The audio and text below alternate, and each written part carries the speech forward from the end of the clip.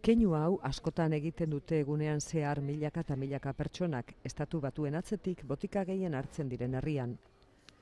5 nafarretik batek 4 botika edo gehiago hartzen ditu egunero.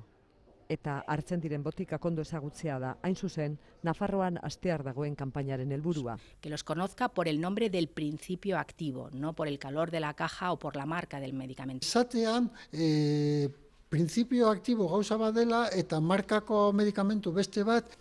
130.000 pertsona daude deituta Nafarroan kanpaina honetan parte hartzera.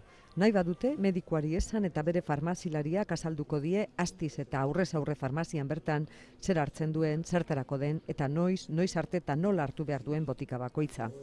Frogatuta dago, botikekin lotuta gertatzen diren okerrasko, behar bezala ezagutzen ez direlako gertatzen direla. Muchos de los fallos que tenemos, problemas que tenemos relacionados con la medicación, sobre todo en pacientes polimedicados, que generalmente son pacientes además mayores, vienen derivados de que no tienen un buen conocimiento de la medicación que toman, ¿no? Tratamendua ondo betetzea oinarrizkoa da, baina gaixo kronikoen erdiak baino gehiagok ez dute behar bezala jarraitzen tratamendua, horrek kalteak dakartza.